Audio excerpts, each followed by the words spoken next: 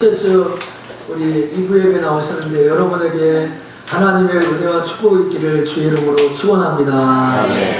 어제 우리 은학서천교회 헌당 예배 드렸는데 오늘 노정희 목사님이 오늘 오전에 한 9시에 아파? 잘 들어가야지. 자, 우리 성도들에게 또 교회 앞에 감사하다고 문자를 보내주셨습니다. 저도 고맙다 이렇게 다시 또 어제도 제가 전화 드렸지만 오늘 또 같이 했습니다. 그러니까 감사하고 가실 때 목사님 그 어제 수건 남은 것 중에서 안 받으신 분들 가져가세요. 이한이도 주세요. 이한이 한 개인당 하나씩. 그래가지고 그 송월타월이니까 송월타월. 좋은 거니까 뭐 좋다고 하니까 그래서 꼭 하나씩 받아가시고 어제 받으신 분은 받으시면 안 되겠죠? 그렇죠? 어제 받으신 분 받지 마시고 좋겠습니다. 자, 옆에 있는 분들에게 이렇게 인사합시다. 자, 천대 흐르는 말씀을 간직합시다. 시작. 천대 흐르는 말씀을 간직합시다. 자, 천대 흐르는 가정을 세웁시다. 시작. 천대 흐르는 가정을 세웁시다. 사람은 사회적 존재라고 합니다. 그것은 뭐냐면 사람이 태어나서 죽을 때까지 혼자 있을 수가 없다는 거야. 최소한 2명 이상 다 같이 있다는 거야. 응애 하고 태어나면 엄마하고 딱 마주보고 있잖아요. 그리고 앞으로 자라면서 학교, 친구, 사회, 그래서 이 모든 생활 가운데 혼자가 아니라는 거예요. 그래서 사람들과 더불어 사는 것이지 혼자 사는 인생이 아니에요. 그래서 너무 혼자 있기 좋아하고 홀로 독불장군처럼 사는 사람은 이 세상을 승리할 수 없고 잘 살 수 없다는 것은 사회적인 지론이자 우리들이 갖고 있는 진리 중에 하나라는 거예요. 이걸 좀 믿음으로 생각해 보면 여러분들이 신앙생활하면서 하나님과의 관계, 교우들과의 관계, 믿음의 관계를 어떻게 하느냐에 따라서 우리 자녀들과 자손과 후손들에게 축복과 저주가 있다는 거예요. 이게 제 얘기가 아니라 신명기 5장 10절, 7절, 9절에 보면은 믿음의 가정과 신앙의 유산을 통하여 자녀들에게 천대 흐르는 은혜를 베풀기도 하지만 또 우리가 하나님을 버리고 신앙의 유산을 남기지 않으면 3, 4대를 저주한다는 출애굽기 20장의 말씀도 있는 것입니다. 그래서 하나님은 오늘 우리들을 왜 구원했느냐, 오늘 나 하나 예수 믿고 구원받고 잘 살려고 하는 것이 아니라 오늘 여러분을 통하여 다음 세대에게 흘러주는 주의 축복이 있기 때문이다. 믿기를 축원합니다. 네. 그래서 신명기 5장 10절에 보면 나를 사랑하고 내 계명을 지키는 자에게 1000대까지 은혜를 주신다는 거예요. 1000대까지 은혜를. 시편 105편 8절이죠. 오늘 예배 시작할 때 제가 인내 성경으로 꼽았던 겁니다. 여기에 보면은 그는 그의 언약 곧 1000대에 걸쳐 명령하신 말씀을 영원히 기억하라 하셨으니 1000대 흐르는 말씀이고요.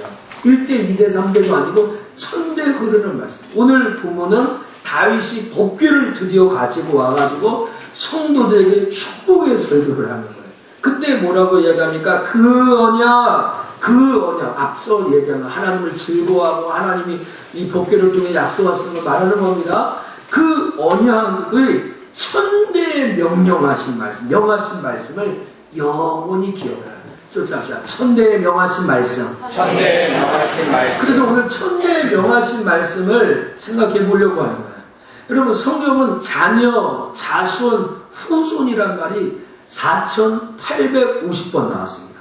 자녀, 자손, 후손. 그러니까 여러분을 통하여 자녀들과 자손들에게 하나님의 축복이 있다는 것을 5000번 가까이 얘기했다는 거예요. 신앙을 잘 하셔야 돼요. 진짜. 정말 자녀들에게 좋은 거 먹이고 좋은 거 입히고 싶잖아요. 저도 부모님과 마찬가지고 또 우리 성도들을 생각할 때마다 또 그렇고요. 그렇죠? 4850번이나 왜 자녀라는 말, 후손이란 말, 자손이란 말이 나왔겠어요? 여러분들을 통해서 너희 자녀들이, 너희 자손들이, 너희 후손, 뒤에 나올 성경 구절은 뻔한 겁니다. 사실은. 여러분, 믿음의 개성을 통해서 축복을 주시려는 것이 하나님의 계획이고 마음이라는 거죠. 그렇다면 오늘 신앙의 유산을 자녀들에게 주는 그 약속이라고 할까요? 서약이라고 할까요? 여러분, 그런 거 있지 않습니까? 올림픽 같은데, 아니면은 무슨 큰 대회, 선수 대표가 나와서 선서 그러잖아요? 나는 무슨 대회를 정정당당하게 할 것을 선서합니다. 그러지 않아요? 그 올림픽 때마다 대표 나와서 선서하는 거예요. 여기에 대해서 내가 그렇게 하기로 약속한다는 거예요. 제가 섬겼던 경양교회에서는 예배 때마다 사도신경을 하는데, 사도신경을 할 때 오른손을 들고 합니다. 전능하사 천지를 만드시고. 그래서 초신자들, 처음 우리 경양교회 온 사람들이 제 교육을 할 때, 경양교회 2단 아닙니까? 어떻게 해서? 그게 아니라, 신앙 고백, 하나님 믿고 예수 믿고 성령 믿고 내가 그렇게 살겠습니다. 라고 고백을 해요. 가끔 우리 교단 모임할 때도 손을 들고 선수하는 거예요. 서약이 중요해요. 근데 여러분들이요, 이제 이 가정의 달을 마치면서 여러분 자녀들에게 어떤 약속을 했으면 좋겠나. 찬양대회 할 때 제가 했는데 3가지 서약이 있어요. 오늘 말씀을 듣고 집안에 가서, 야, 우리 집안은 이런 신앙의 서약을 한다. 이런 신앙의 유산을 골격으로 해서 살아간다는 걸 정하면 좋겠어요. 근데 그 내용에 이 3가지가 꼭 있었으면 좋겠어요. 제일 첫 번째는 바른 신앙의 계승이에요. 바른 신앙의 계승은 뭐예요? 하나님으로부터 이 세상이 창조되었고 예수 그리스도로 구원받았고 주의 도움으로 우리가 살아갔다. 이게 바른 신앙이에요. 그것을 내 자녀들에게 가르쳐줘요.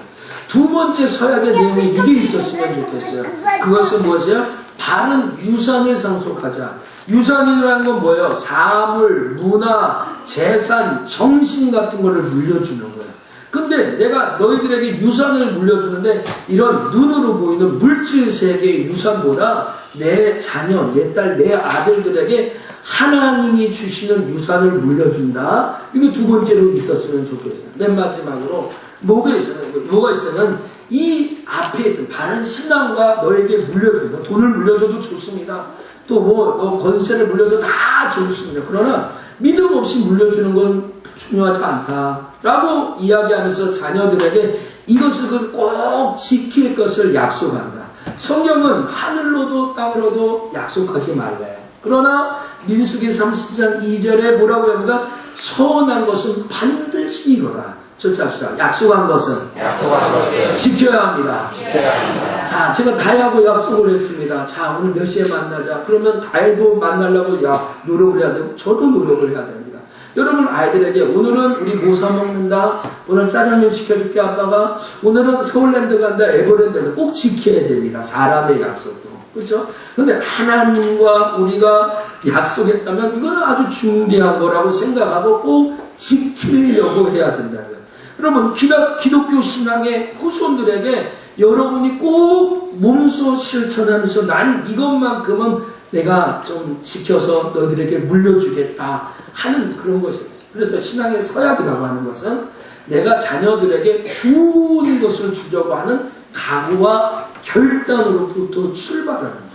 어떤 사람이 아내를 생각하면 우리 아내 고생하지 말아야지. 마음의 결단이죠. 내 자녀를 생각하면 내 자녀들을 위해서 유익한 걸 줘야지. 이거 자녀 사랑하는 마음에서 나오는 거예요. 가끔 제가 요새 이렇게 좀 뱃속에 기름이 차가지고 지방간도 생기고 고지혈증해서 풀만 먹고 살아야 되는데 우리 사모님은 그래요. 애들 생각하세요. 애들 먹고 싶을 때마다 애들 생각. 그러니까 애들 생각하면 건강하게 오래 살고 아빠 없는 애들 만들지 말라고 얘기합니다. 그럼 이게 약속인 거예요. 약속. 그래서 정말 전에보다는 진짜 거의 입에 안 됩니다. 기름기 있는 거. 어제도 고깃국 나왔죠. 소머리국밥 맛있었나요? 그냥 안 먹어봐서 모르겠어요. 안 먹어요. 저는 입에 손도 못 댔습니다.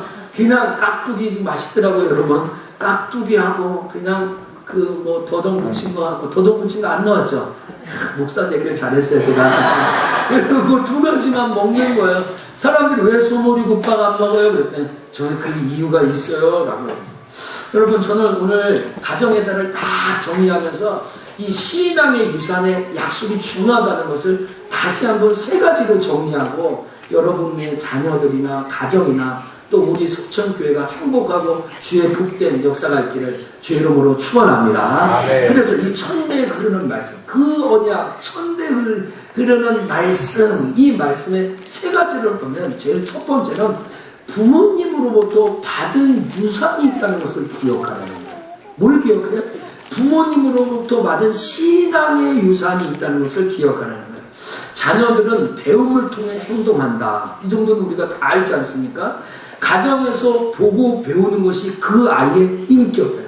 제 말이 아니라 유명한 학자들이 얘기하는 거예요. 그 아이가 인격이 형성될 때는 놀라지 마십시오. 92%가 부모의 영향이라는 거예요. 그 아이의 인격인가.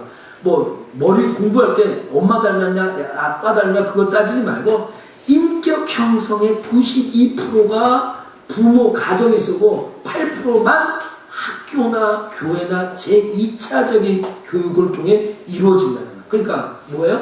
자녀는 부모로부터 배우는 것이 크다 적다? 크다라는 거죠. 오늘 여러분도 이름만 되면 아실 아프리카의 선교사이고 학자이고 또 그런 사람이었던 리빙스턴이라는 사람은 뭐라고 얘기하냐면 자기는 어렸을 때부터 아버지의 손을 붙잡고 주일 예배를 드리면서 경건을 배웠다. 자기는 경건해졌다라는 거야. 나중에 당신 어떻게 아프리카에 가서 그렇게 훌륭한 선교 사역을 하고 위대한 일을 했습니까? 라고 했을 때 그는 내가 아버지의 손을 잡고 주일 예배에 참석할 때 경건의 힘을 얻었는데 그 힘 때문에 여기까지 오게 되었습니다. 라고 얘기하는 거예요. 여러분, 부모에게서 배운 신앙의 교육이야말로 인생을 바로 세우는 가장 중요한 척도가 된다. 할렐루야. 오늘 여러분 성경에 보면 아브라함이 나와요. 이삭이 나와요. 야곱이 나와요. 또 요셉도 나와요. 또 모세, 다윗, 솔로몬, 다니엘, 또 사무엘 이런 사람들이 나온단 말이에요. 근데 이런 사람들을 그 사람 참 위대한데 하나님이 원하시는 것은 모세 한 사람이 아니었던 걸 알 수 있어요. 모세 한 사람만 세우려는 게 아니라 모세를 통해서 나중에 이스라엘 백성들 440년 종살이. 한 가지 예를 들면 한나 뱃속에서 늦게 태어났던 사무엘은 사무엘 그 사람만 예뻐서 구원한 게 아니라 사무엘을 통해서 이스라엘이라는 나라가 신정통치, 하나님의 통치가 있다는 것을 알려주기 위해서요. 그러므로 정리하면 무슨 말이에요? 여러분들이 예수 믿고 구원받은 것은 여러분 예뻐서 사랑스러워서 하나님의 자녀가 세운 것이 아니라 여러분을 통하여 다음 세대에 물려줄 신앙의 모습이 있기 때문에요. 할렐루야. 아멘. 그러니까 여러분 아셔야 되는 건 신앙의 유산이라고 하는 것은요. 잘하는 것은 부모로부터 오는 거예요. 이 제가 열번 아브라함, 이삭과 야곱 이거 다 부모로부터 받은 거예요. 여러분 질문할 거예요. 목사님, 저는 예수 안 믿는 부모 밑에 자랐는데요. 나는 불신자 가정에서 자라가지고 신앙의 유산을 받을 게 없었는데요. 라고 하시는 분 계세요? 그럼 여러분이 신앙의 유산을 주는 첫 번째 주자가 되시면 됩니다. 여러분이 바로 그 첫 번째 주자예요. 오늘 여러분이 혹시 여러분에게 하나님이 나에게 신앙의 유산을 준 부모가 있다면 알아야 됩니다. 내가 오늘 이 자리에 있는 것은 나 스스로 된 게 아니라 내 힘으로 자연 발생적으로 툭 튀어나온 게 아니라 하나님이 나를 위하여 부모를 울게 하고 기도하게 하고 했다는 거예요. 여러분, 부모의 신앙을 물려받을 수 있는 것이 저절로 생긴 거 아닙니다. 우리 청년들 또 이 자리에 또 신앙의 부모를 가지신 분 감사해야 합니다.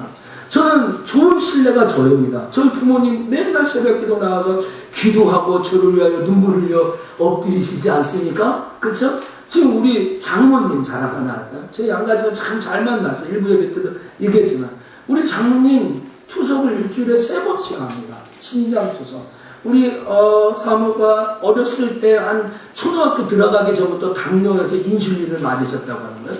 근데 조금 건강하니까 새벽기도 다니시고 지금도 또 얼마 전에 교회도 수요일에도 가시고 절을 해서 수요일, 금요일, 주일날 저녁에 철야하셨어요. 그분 칠순을 맞이했거든요. 참 감사하다. 참 감사. 너무너무 고맙다라는 거죠. 여러분, 오늘 이 자리에 여러분 어떤 모습을 가정으로 있어도 신앙의 부모가 있었다면 여러분 스스로 이 가정이 아니고 그들의 눈물이 있었다는 것을 인정해야 될 줄 믿습니다. 여러분 자녀들도 부모님에게 물려받은 신앙을요 관리하고 지켜나가는 것도 믿음에서 큰 목입니다. 받는 것도 중요하지만 관리를 잘해야 돼요. 그렇죠? 오늘 뭐 100원, 200원, 1000원, 만원 뭐 여러분 예를 들면 생활비를 200만 원이든지 20만 원이든지 2천만 원이든지 받아도 생활비를 어떻게 쓰느냐가 다른 거예요. 해픈 여자들은 살림하는 사람은 1000만 원을 갖다 줘도 하루 끝나는 것이고 100만 원을 갖다 줘도 알차게 쓰는 사람이 있는 거예요. 마찬가지로 신앙이라는 것은 크든지 작든지 크든지 받았다 하더라도 그 신앙을 어떻게 관리하느냐가 중요한 거예요. 뒤에 한 번 더 이야기를 하겠습니다. 여러분 오늘 신앙을 물려받았음에도 여러분 놀라운 사실이 있어요. 한 배 속에서 나왔는데 두 가지 인생길을 타는 거예요. 놀랍죠? 아주 신기한 노릇인 거예요. 엄마 뱃속에 나오는데 어떻게 너희 자매가 그렇게 틀리냐? 같은 형제인데 어떻게 그렇게 틀려먹었냐? 이런 말은 어른들에게 듣는 아주 상투적인 말이죠. 성경에 좋은 얘기였어요. 그렇죠? 가인과 아벨. 어떻게 가인과 아벨은 같은 형제인데 축복의 사람이 되고 저주의 사람. 오늘 제가 설교하죠? 설교가 재미없죠. 따분하죠. 잘 안 들려오는 사람도 있을 거예요. 그런데 오늘 설교가 나를 위해 축복의 말씀이네. 똑같은 시간과 똑같은 공간과 똑같은 스피커 똑같은 설교자를 통해 듣는데 오늘 그게 믿음과 순종으로 들리는 사람 있고 그렇지 않은 사람이 있는 거예요. 마찬가지고요. 한 배 속에서 태어나는데 어떻게 야곱과 에서가 나오냐는 거예요. 그렇죠? 어떻게 한 배 속에서 아브라함의 씨를 봤는데 이삭과 이스마엘이 나오냐는 거예요. 그 이삭과 이스마엘의 관계가 이 이스라엘과 아랍과의 관계가 지금까지도 이어지잖아요. 이 지금 뭐 1000년입니까? 2000년입니까? 3000년입니까? 수천 년 동안 이 갈림길이 축복의 길과 저주의 길이 싹 나눠져가지고 야곱의 길을 따라가는 사람이 있고 에서의 길을 따라가는 사람이 있고 이스마엘의 길을 따라가는 사람이 있고 이삭의 길을 따라가는 사람이 있다는 거죠. 오늘 여러분 신앙의 가르침만이 개인과 가문과 가정을 일으키는 축복의 길인 것을 깨닫기를 축원합니다. 네. 오늘 혹시 여러분의 가정이요 예를 들면 뭐 기분 좋게 2천억대 재산을 가졌는데 나 200만 원짜리 집으로 떨어졌다 그런 분이 있어요? 자꾸 다른 것에 신경 써서 신앙을 회복시켜야 됩니다. 기울어진 가정이 다시 일어설 수 있는 방법은 신앙생활을 다시 하는 신앙의 가문을 다시 일으키는 방법밖에 없다는 것입니다. 무엇보다도 자손들에게 신앙을 바로 세우는 것, 다음 세대에게 신앙을 전하기 위하여 가정예배를 드린다든지 훈계를 하는 것을 놓치지 않아요. 여러분 자녀는 언제 망하는지 아십니까? 자녀가 언제 망할까? 아시는 분 계세요? 자녀가 언제 망하는지 아세요? 부모가 포기할 때 망합니다. 부모가 그 자녀를 포기할 때 그 자녀를 망하는 거예요. 그러니까 그 아이가 티네이저든지 어린아이든지 30대든지 40대든지 포기하지 말고 아이들을 잘 양육하고 가르쳐 주십시오. 절대 절망하고 낙심하지 마십시오. 하나님도 부족한 우리를 포기하지 않고 지금까지 품어주고 사랑해 줬기 때문에 여러분의 자녀들을 축복하시고 훈계하시고 양육하시고 일으키기를 주의 이름으로 축복합니다. 여러분 오늘 신앙의 요소를 물려받는 것도 너무너무 중요한데요. 축복된 일인 건 맞습니다. 근데 많이 받는 것보다 어떻게 관리하느냐가 중요해요. 그게 무슨 말이냐면 많이 받아도 좋아요. 그렇죠? 한 100억 정도 받는데 100억 쓰려면 며칠 걸릴까요? 며칠요. 심지어 오늘 그냥 투자 잘못하면 한 방에 날릴 수도 있는 거예요. 부모님에게 아무것도 받지 못했지만 그것을 알차고 아무것도 못 받았어 물질적으로. 그러나 아주 귀하게 쓰는 사람이 있어요. 근데 받았는데 이 사람 빌려주고 여기 투자하고 쓸데없는데 다 쓰면서 그냥 훔청망청 보내면 하루도 못해요. 그러니까 오늘 여러분 자녀들에게 뭘 가르쳐줘야 되는지 아세요? 신앙의 유산을 관리할 수 있도록 쫓아갑시다. 순종하는 것을 가르쳐야 합니다. 그러니까 부모님이 작은 믿음을 주든지 큰 믿음을 주든지 그 믿음을 주면 그것을 순종하며 받아들여야지. 이게 부모님 말씀이 진리구나. 부모님이 내게 주는 게 나 잘 되려고 하는 말씀이구나 하는 그런 순종하는 마음이 자기에게 믿음의 유산을 잘 관리하는 거예요. 그럼 오늘 제가 뭐 소리를 질른다고 설교를 길게 한다고 해서 여러분이 듣습니까? 오늘 제가 오늘 신기한 일이 일어났어요. 설교를 하다 보니까 뒤에 설교 2장이 없는 거예요. 어디 갔지 한참 1부에 좀 긴장했는데 잘 마무리를 했어요. 그래 2부에 올라가 보니까 없는 거예요. 뒤에 부분 제가 좀 더 강조한 거 있는데, 이게 설교를 보통 한 10번 정도 읽어보거든요. 제가 집에 샤워 갔다가 읽고 설교 뭐 2장을 두고 온 거죠. 그래서 여러분들 설교 2장이 짧은 거예요. 그래서 복 받으신 분들이야. 너무너무 좋아하시네요, 표정들이야. 여러분, 그러나 짧게 얘기했어도 순종하는 마음으로 빨아들여야죠. 목사는 주일마다 이런 기도를 하죠. 하나님, 우리 교회 오는 성도들의 마음이 옥토였으면 좋겠습니다. 그래서 무슨 말을 해도 정말로 목사가 개떡같이 얘기하지는 않지만 개떡같이 얘기해도 찰떡같이 들을 수 있는 믿음 주옵소서. 그걸 그냥 옥토를 달라, 옥토의 마음을 달라 그렇게 기도합니다. 여러분 자녀들이 마음이 옥토여야죠. 그리고 뭘 주더라도 그를 순종함으로 받아들여야지, 아주 좋고 고운 말을 했음에도 불구하고 그것을 이렇게 나오고 불순종을 받으면 아무것도 안 됩니다. 여러분, 부모에게 신학을 받은, 부모에게 내게 좋은 에너지를 받았다는 거 생각하시는 건 감사하고, 또 여러분이 그렇지 못했다면 여러분 주는 자가 되기를 축복합니다. 네. 자, 천리에 명령하신 말씀. 두 번째는요, 부부가 지켜야 될 유산이 있어요. 부부가 지켜야 돼요. 왜 하나님은 이 세상에 남자와 여자를 만나고 부부가 되어야 될까? 죄송하지만 남자끼리 결혼하는 거, 여자끼리 결혼하는 거, 이번 주에 프랑스에서 자꾸 이렇게 공식적으로 결혼해가지고 뭐 이슈가 되는, 절대 그렇지 않아요. 성경의 진리는 남자와 여자가 결혼하는 것으로 얘기했습니다. 그럼 결혼의 이 신비로움과 거룩함을 하나님이 왜 주셨을까? 간단합니다. 성경은 창세기 2장 24절에 둘이 하나가 되는 거. 근데 둘이 하나가 할 때 어떻게 해야 하느냐? 쫓아서 부모를 떠나. 에베소서 5장 32절에도 둘이 한 몸이 될지니 부모를 떠나라는 거예요. 그 똑같은 말씀입니다. 근데 부모를 떠날 때 육체적으로, 정신적으로, 영적으로, 물질적으로 떠나야 돼요. 늘 얘기합니다. 그래서 정신적으로 아직도 부모를 의지하는 사람은 결혼하면 안 됩니다. 결혼하면, 뭐 마음에 찔리는 사람이 있어요. 저도 결혼하면 아무리 엄마가 좋아도, 어머니가 좋아도 저희 아내가 더 좋아야 되는 거예요. 오늘 내 안에 있는 이런 일들을 바깥에 한번 생각해 보세요. 내 아내보다 어머니에게 더 먼저 이야기하는 그 사람이 있어요. 얼마나 그 아내가 힘들겠어요. 반대로 때만 시댁에 간다고 저 친정에 가는 거예요. 김치 담그러 간다, 뭐 하러 간다. 일주일에는 친정에 몇 번씩 다니는 아내하고 사는 남자가 얼마나 힘든지 아실까나? 아실까나? 우리 사모님은 친정에 안 가서 저는 잘 모릅니다. 저는. 안 되는 거예요. 자, 또 물질적으로 의존해. 다 시댁 식구에게 또 친정 식구에게 자꾸 의존하면서 사는 그 사람 결혼하면 안 되는 거예요. 아니, 한 가정도 건설하지 못해서 왜 결혼을 합니까? 그러면 결혼하면 안 되는 것이죠. 오늘 여러분, 여기에 이 결혼의 목적이 무엇인지 아세요? 둘이 사랑해서 행복하게 살라고. 저 남자 너무 멋있는데, 저 여자 너무 예쁜데 우리 결혼하자. 그래서 여러분들의 행복만 위해서 하나님이 결혼 제도를 만드셨다면 결혼 안 하고도 있을 것 같아요. 왜? 지금 결혼 안 하고서도 청춘을 즐기는 사람이 있어요, 없어요? 결혼 안 하고 아기를 낳을 수 있다고 하면 시험과 나기로 같은 거.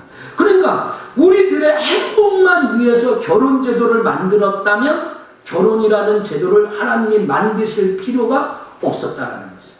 그러면 하나님은 왜 결혼 제도를? 그것은 결혼이라는 것을 통하여서 여러분들이 다음 세대에 물려줄 수 있는 유산이 있기 때문에 그런 거예요. 유산이 있기 때문에. 그래서 아내가 좋다, 남편이 좋다, 얼마나 가야 솔직히 양심껏 얘기해보세요. 그쵸? 아니라고 해도 내가 뒤에 가서 싸우는 거 맨날 봐. 그쵸? 정말 많이 보는 거예요. 그러니까 여러분, 결혼이라는 이 제도는요, 남녀의 육체적인, 쾌락적인 욕구를 해소하기 위해서 결혼 제도가 생긴 것이 아니라 하나님은 두 남녀가 만나서 결혼을 통해서 다음 세대에게 물려주고 싶은 메시지가 있다는 것을 알려주는 거예요. 그것은 무엇입니까? 자녀들에게 주어지는 하나님을 섬기는 마음, 신앙, 사랑, 또 인내하고 고난과 어려움을 극복하는 것들, 그런 것들을 가정을 통해서 다 배우게 되는 겁니다. 가정이 얼마나 행복할까요? 맨날 행복한 가정 손 들어보세요. 그럼 맨날 돈 때문에 싸우잖아요. 그렇죠? 맨날 이러이러 싸우잖아요. 그럼 애들이 뭘 보겠어요? 아, 우리 엄마 아빠 보면 돈 때문에 내가 돌아버리겠다. 뭐 이렇게 그랬잖아요. 그 아이들이 다 보셔요. 그러니까 오늘 여러분 자녀들에게 이 부부 관계를 통하여서 아이들에게 예수 그리스도를 닮아간다. 신앙의 성숙은 이런 것이다 라는 것을 이야기하는 거예요. 섬기는 마음 쫓아합시다. 부부 생활을 섬기는 마음이 있어야 된다. 섬기는 마음이 있어야 여러분 케네디 대통령이 그런 얘기 했습니까? 국가가 나에게 뭘 해줄 것을 원하지 말고 너가 국가를 위해서 뭘 해줄 것을 먼저 생각해라는 거죠. 맨날 내 아내는 내가 가장인데 우리 집에서 난 독자였는데 나한테 이렇게 해야 돼 나한테 굴복해야 돼 가부장적으로 하는 건 맞지 않는 거예요. 아직도 자기가 믿는지 알아요. 뭐 콜라병 먹는지 뒷병 먹는지 그래 보겠지만 자기가 아직도 믿는지 알고 내 남편이 나만 바라보겠지 하면서 진짜 임신도 안 했는데 뭐 사와라 하면 안 되는 거예요. 먼저 내 남편이 나에게 뭘 해주기 전에 내 아내가 나에게 뭘 해주기 전에 섬기는 마음으로 그를 해야 돼요. 보여주는 게 우리 자녀들이 우리 아빠가 인격적으로 얼마나 섬기고 있다. 우리 엄마가 인격적으로 우리 아빠를 섬기고 있다. 아이들이 보고 배워야 되는 거라는 거죠. 그래서 여러분 어떻게 섬기실까? 정말 내 남편과 아내를 365일 화 한 번 안 내고 섬길 수 있어요? 노입니다. 저 그렇게 못합니다. 그럼 우리가 어떻게 그렇게 해야 합니까? 그것은 하나님의 말씀이 명령이기 때문에. 그러니까 내 남편과 아내를 사랑하는 기준이 육체적인 사랑을 기준으로 하면 되고 하나님의 말씀이 그렇게 하라고 했으니까 하나님이 명령했어요. 남편은 내 머리니까 순종해라. 그러니까 순종하는 거고 내 아내를 사랑하라고 주님 명령했으니까 사랑하는 거야. 쫓아서 하나님의 명령이다. 그러니까 하나님의 명령이니까 환경과 정통과 생활 습관에 우리 집에서는 그러지 않았어. 내가 결혼하기 전에는 라면 한 번 안 끓여 먹은 사람이야. 이런 식으로 얘기하면 우리 아버지가 한 번도 손에 물 한 번 안 묻혔는데 네가 뭔데 나 이렇게 고생시키냐 이렇게 얘기하면 안 되는 거야. 옛날에 했던 거 다 내려놔야 돼요. 더 내려놓고 하나님의 말씀이 순종하라고 했으니까 그 남편과 아내를 순종해야 됩니다. 그래서 결혼 서약할 때 어떻게 합니까? 여러분 나중에 여러분 자녀들 결혼시킬 때 웬만하면 교회에서 예배드리게 하고 그래서 그 결혼식 할 때 기독교 결혼 예식 무슨 말이야? 결혼 예배라는 거예요. 먼저 예배를 드리고 누가 하나님 앞에. 그래서 서약할 때 동원이가 결혼한다고 할까요? 제가 동원이가 손을 딱 얹고 기도할 때 손을 얹고 아내의 손을 딱 얹고 목사의 손을 딱 거기 딱 얹고 하나님 여기 젊은 두 부부가 하나가 되려고 합니다. 하나님의 말씀에 서약하고 이 목사 기도하잖아요. 조현민 집사님 애기 때문에 나가신다. 근데 그때도 그렇게 기도하잖아요. 그러니까 이 부부의 사랑과 가정의 연속성은 하나님의 말씀의 기준이 되어야 된다. 아멘이죠. 그래서 오늘 예배 가운데 주의 약속하신 말씀에서 그 찬양을 부른 거예요. 하나님이 말씀하셨으니까 내 남편에게 아내에게 순종해야 됩니다. 자, 한 가지 우리 찐법 묻고 갈까요? 베드로전서 3장 1절부터 7절에 보면 남편과 아내가 지켜야 될 동목에 대해서 나옵니다. 근데 놀랍게도 1절부터 6절까지가 여자에 대해서요. 6가지만 여자가 나와 한 가지만 남자라는 거예요. 남자는 혈색이 돌죠? 여러분들이 생각할 때 여자들에게 더 책임이 있는가 보다. 여자들에게 하나님은 여자들에게 더 많은 것을 부어주셨나 보다. 이렇게 생각하는 것이 아니라 가정에서 여자의 역할이 아내의 역할이 그만큼 크다는 것을 얘기하는 거예요. 그만큼 크다는 거예요. 여러분 조지 워싱턴, 아브라함 링컨 이야기를 일화를 들면 그의 성장벽에 부모가 있었다는 거예요. 우리 한국 사회에서 여자, 아내가 희생한다라는 것이 통념화되어 있어요. 그럼 조지 워싱턴이나 아브라함 링컨은 한국 사람입니까? 동양 사람 아니에요. 동서양을 막론하고 한 아이에게 가장 영향력을 미치는 사람은 엄마예요, 엄마. 여기 이 자리에 어머니들 계시면 신앙생활 잘하고 자녀를 잘 양육하고 축복하기를 축원합니다.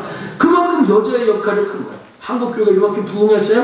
어떻게 부흥했어요? 전도 부인이라고 하죠. 여자의 영향. 지금 둘러보세요. 남자들보다 여자들이 2/3 되네요. 그 여자의 역할. 그러니까 가정에서 자녀를 양육할 때 엄마의 역할이 큰 거예요. 아빠가 혹시 좀 이렇게 좀 어려운 일도 겪고 또 이렇게 뭐 잘못된 길로 가더라도 엄마가 자리를 지켜서 가정을 건수해서 훌륭하게 굴러가는 가정이 한둘이 아니다라는 것입니다. 그렇다면 남자는 할 역할이 없어요? 베드로전서 3장 7절 이렇게 얘기합니다. 남편 된 자들아 이와 같이 지식을 따라 너희 아내와 동거하고 저는 더 연약한 그릇이요 또 생명의 은혜를 유업으로 함께 받을 자로 알아라. 이렇게 얘기합니다.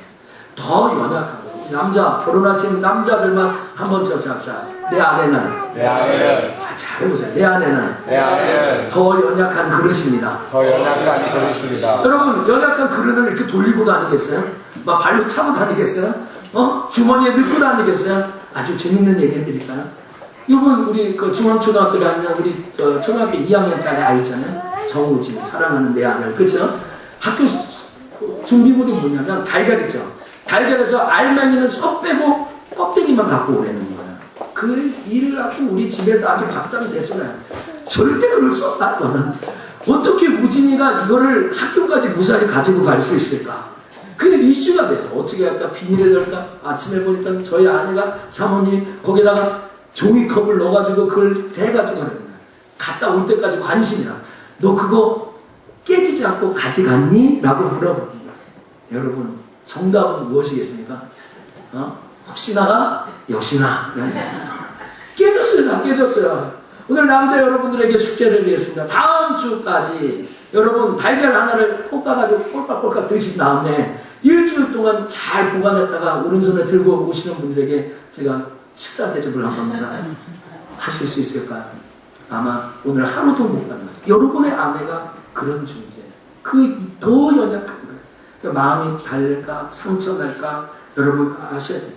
여러분 남편들이 아내 사랑하기를 어떻게 하냐? 남편들이 아내 사랑하기를 그리스도가 교회를 사랑하잖아요. 그리스도가 교회를 어떻게 사랑했어요? 십자가에 못 박혀 죽기까지 사랑했어요. 여러분이 죽지 않은 거 보니까 아내를 하나도 사랑하지 않는 것이죠. 그렇죠? 아직 안 죽었잖아요 우리가. 그 덜 사랑하는 거예요. 죽는 날까지 그런 마음으로 살기를 축복합니다. 아멘이 좋네요. 그렇죠? 저는 조건 없이 제 아내를 제 아내하고 결혼한 게 아주 큰 축복이죠. 이번에 우리 어머님하고 시간을 가지면서 제 그 얘기를 하려고 하는데 정말 축복이죠. 근데 여러분 아내가 늘 예쁜 사람. 볼 때마다 우리 아내에서 광채가 나고 와 이게 미스거리 진감이야 그런 사람이 있습니까? 없어요. 근데 하나님 말씀이 그렇게 하는 거예요. 우리 사모님 얘기 절대 하지 말라 하는데 저는 거의 아침에 나올 때 사모님하고 진짜 뽀뽀를 하죠. 키스를 하죠. 그렇죠? 오늘 주일이잖아요. 샤워를 하러 가면. 그럼 우리 사모님 이렇게 새벽에도 갔다가 눕고 있잖아요. 근데 잘 때 꼭 근데 막 볼에다가 이렇게 한 걸 싫어하잖아요. 입술로. 뽀뽀 전문가거든요, 제가. 그래가지고 할 때 침을 좀 묻혀가지고 하는 걸 좋아합니다. 용서해 주세요. 주사님 너무 리액션 부담됩니다. 그러면 그때 우리 사모님은 우리 유명한 집사람처럼 머리를 길게 내리고 단장을 하고 얼굴에 불 바를 거 다 불고 우리 남편이 언제 뽀뽀로 기습할지 모르니까 만반의 준비를 하고 있습니까? 아니에요. 무방비 상태예요. 어쩔 땐 머리도 그려져 있고 다음 건 얘기 안 할게요. 그렇죠? 또 우리 사모님 프라이버시도 있으니까 그래도 그냥 막 들이대는 거예요. 제가 내 아내니까. 여러분 그렇게 하나님 말씀대로 그냥 말씀대로. 그래서 제가 꿈이 있습니다. 소원이 있습니다. 할머니가 돼서도 다 이렇게 할 수 있도록. 그렇죠? 뭘 생각하실지 모르지만 이렇게 살아갈 수 있도록. 하나님이 명령했습니까? 여러분 이제 여러분의 가정을 통해서 자녀들에게 줄 것이 쫓아서 생명의 유업. 그 생명의 유업을 자녀들에게 보여줘야 돼요. 그래서요 저는요 자녀들에게 불을 쓸 때 뽀뽀합니다. 아이에게 이렇게 합니다. 우연이나 엄마를 집착해요. 우연히 엄마 좋아하지, 엄마는 아빠 좋아하지, 아빠는 우연히 좋아하지. 우연히는 엄마 좋아하지, 엄마는 아빠 좋아하지, 아빠는 우연히. 막 헷갈리게 합니다. 그 무슨 말? 우리 다 같이 사랑한다는 거지. 그러면서 하는 것이 셋이 뽀뽀. 셋이 뽀뽀. 주둥아리 이렇게 모아가지고요. 셋이 이렇게 뽀뽀하게 하는 거예요. 왜? 넷이 있으면 넷이 뽀뽀. 요즘 많이 5이 뽀뽀 됐어요. 5이 뽀니까. 너무 많으면 힘듭니다. 어느 가정은 좀 힘들겠죠? 여자 주둥아리만 모여야 됩니다. 왜? 내가 이만큼 내 아내를 사랑하고 이 가족을 귀하게 여긴다는 것을 아이들에게 가르쳐 주는 겁니다. 아빠가 목사지만 아빠가 목회를 하지만 하나님의 종이지만 내 가정 이렇게 귀한 여긴다는 걸 아이들에게 가르쳐주는 거예요. 알려주는 거예요. 무슨 말인지 아시겠어요?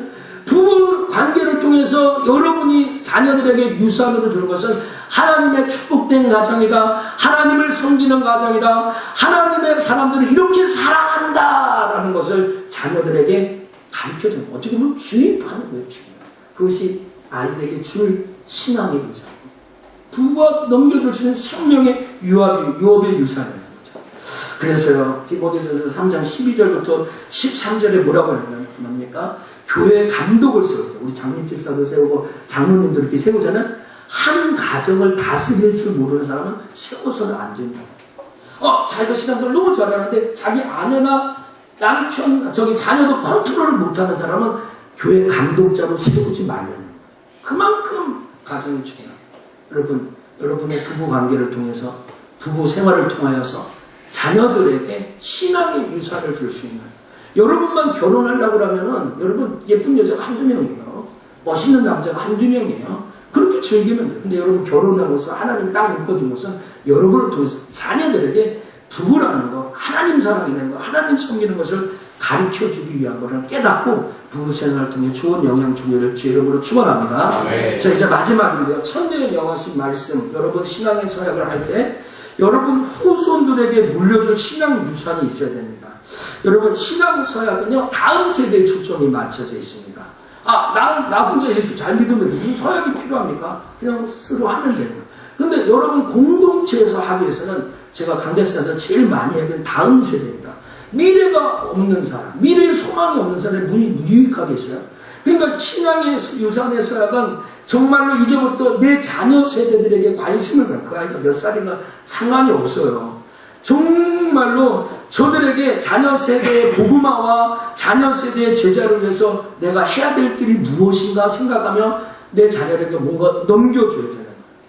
여러분, 신앙 유산 서약은요, 다음 세대 후손까지 믿음이 계속되는 것이 목적이고 본질입니다. 이게 하나님의 뜻이다라는 거예요. 이 세상에서 가장 힘든 직업이 무엇입니까? 블록 하나, 철을 만들고 땡땡땡 두들기고 기름칠하고 육체에 노동하는 이 블루컬러들 힘든 직업이죠. 그렇죠? 또 회사에 오피스에 가서 이렇게 높이 쌓여있는 서류를 보고 결제하고 사람 관계하는 거 힘든 직업이죠. 그러나 많은 사람들이 세상에서 가장 힘든 직업은 부모라고 합니다. 부모를 직업이라고 얘기해서 참 죄송하지만 부모의 역할은 한도 끝도 없는 것 같아요. 태어나면 그냥 그때서부터 죽을 때까지 끝까지 하는 거예요. 인생 전체를 돌보는 것이 부모예요. 하나부터 열까지 다 관계하는 게 부모예요. 그렇죠? 그래서 정말로 이렇게 하니까 부모를 완벽하게 잘 할 수 있는 사람이 누가 있을까? 부모 역할을 할 수 없다라고 생각하는 것이 맞는 거예요. 그게 왜 그래요? 아무리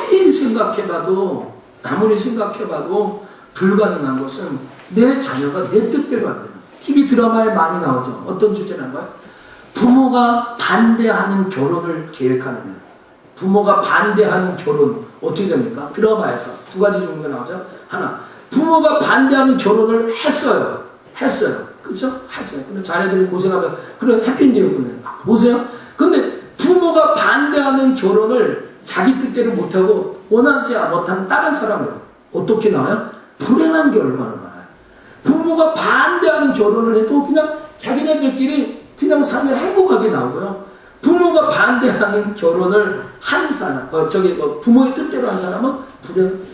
여러분 쫓아갑시다. 내 자식. 그때 보세요. 내 자식. 내 뜻대로 안 된다. 인정하고 깔고 가세요 그냥. 내 자식은 대 세상 만사 다 돼도 내 자식 내 마음대로. 왠지 알아요? 내 자식이 죄인이라고요. 죄인이잖아요. 제대로 자식만 죄인이에요? 부모인 나도 죄인이에요. 그러니까 죄인이 죄인을 양육하려고 하니까 힘들죠. 그러나 여러분 성경에 유일하게 이 자녀들에게 천대나 은혜가 되는 방법을 우리에게 소개해 주고 있어요. 출애굽기 20장 3절부터 6절까지를 같이 한번 읽어보겠습니다. 여러분 부모의 역할이 힘들다고 포기하지 마십시오.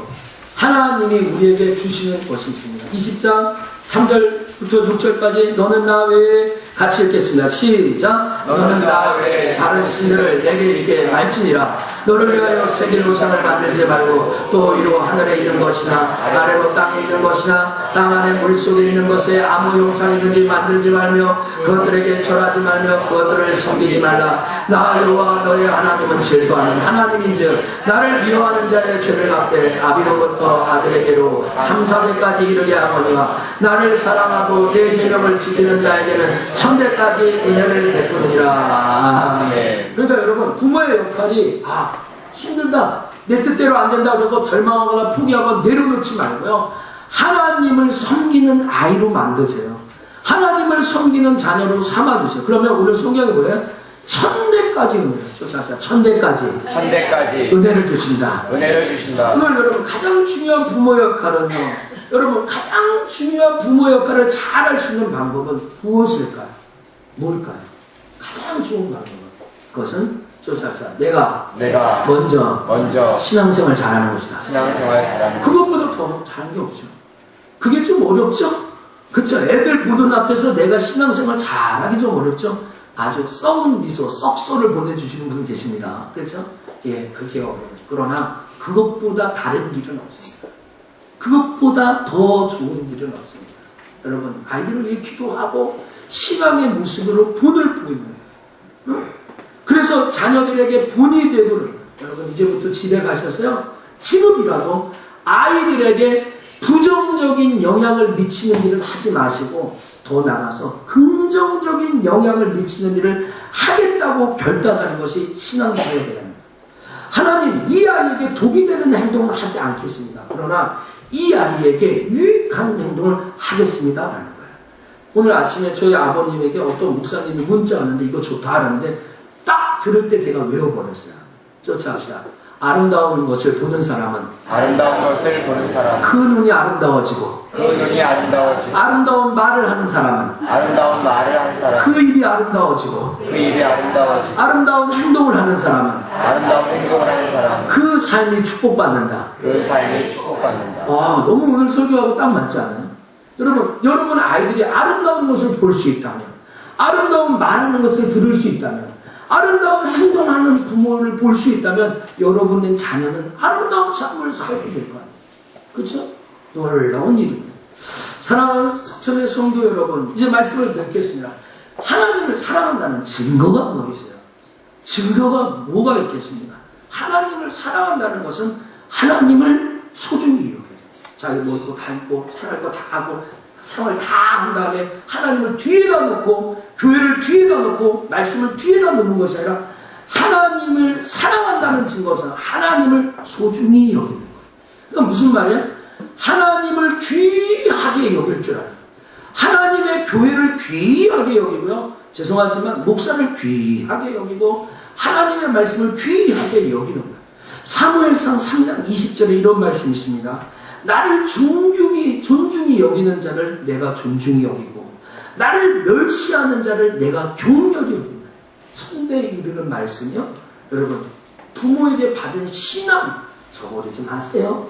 여러분 어머님이 교회만 출석했던 분이라 해도 내 자녀를 위해 기도 몇 마디 했을 거예요. 그렇죠? 또 부부끼리 생명의 위협을 주고 자녀들에게 주는 영향, 여러분 쌓아가세요. 포기하지 마시고 아름답고 행복하고 하나님 섬기는 가정 부부 생활을 통해 자녀들에게 영향력 받게 되고, 여러분의 자녀들에게 여러분의 삶의 본이 돼서 좋은 신앙의 멜로디가 퍼질 수 있도록, 여러분 그래서 여러분의 가정이 아브라함부터 시작된 하나님의 계획이 오늘 이 시대까지 흘러 여러분의 가정에 믿음의 개성, 믿음의 가문, 믿음의 후손, 믿음의 자손을 세우는 하나님의 뜻이 이루어지는 우리 석천의 가정들, 또 여러분의 가정, 또 여러분의 인생이 다 되기를 주님의 이름으로 간절히 축원합니다. 기도하겠습니다. 살아서 역사하신 하나님, 5월달 지나면서